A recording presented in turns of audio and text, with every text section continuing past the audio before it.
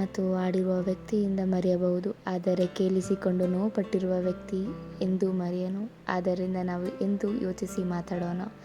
Good morning, ನಾನು ನಿಮ್ಮ ಪ್ರೀತಿಯ ವೇದಿಕಾ ಗೌಡ. ಇವತ್ತಿನ ವಿಡಿಯೋ ಅಲ್ಲಿ ನಾವು ಎಲ್ಲಿಗೆ ಹೋಗ್ತಿದ್ದೀವಿ ಅಂದರೆ ಲಿಶಾನ್ ಸ್ಕೂಲಿಗೆ. ಅಂದರೆ ನಾನು ಅದೇ ಕಾಲೇಜಲ್ಲೇ ಹೋಗ್ತಿರೋದು. ಅವನಿಗೆ ಯೂನಿಫಾರ್ಮ್ ತೊಗೊಳ್ಳೋದಿತ್ತು, ಸೊ ನಾವು ಅಲ್ಲಿಗೆ ಹೋಗಿದ್ದೀವಿ ಕೂಡ. ಈ ಸ್ಕೂಲ್ ನನಗೆ ಪರ್ಸ್ನಲಿ ತುಂಬ ಇಷ್ಟ. ಬಿಕಾಸ್ ಇಲ್ಲಿ ಯಾವುದೇ ರೀತಿಯ ಕಲ್ಚರಲ್ ಆ್ಯಕ್ಟಿವಿಟೀಸ್ ಇರ್ಬೋದು ಅಥವಾ ಸ್ಪೋರ್ಟ್ಸ್ ಆಗಿರ್ಬೋದು, ಕ್ರಿಕೆಟ್, ಸ್ವಿಮ್ಮಿಂಗ್, ಎಲ್ಲ ರೀತಿ ಇಲ್ಲಿ ಸಿಗುತ್ತೆ. ಸೊ ನನ್ನ ತಮ್ಮಂಗೆ ಹೀ ಲವ್ಸ್ ಕ್ರಿಕೆಟ್.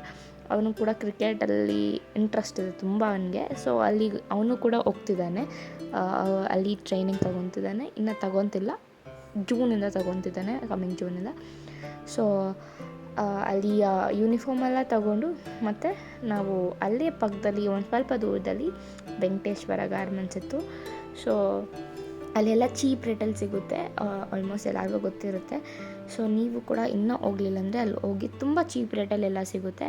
ಮತ್ತು ಮನೆಗೆ ಬಂದು ಲಿಶಾಂತ್ಗೆ ಬುಕ್ಸ್ ಕೊಟ್ಟಿದ್ರಲ್ಲ ಅದನ್ನೆಲ್ಲ ಬೈಂಡ್ ಹಾಕಿ ಮತ್ತು ನಾನು ನಮ್ಮಮ್ಮ ಶ್ವೇತ ಎಲ್ಲ ಮಾಡಿ ಈ ವಿಡಿಯೋನೆಲ್ಲ ಎಂಡ್ ಮಾಡ್ಕೊತಿದ್ದೀನಿ. ಶುಭರಾತ್ರಿ, ಬಾಯ್.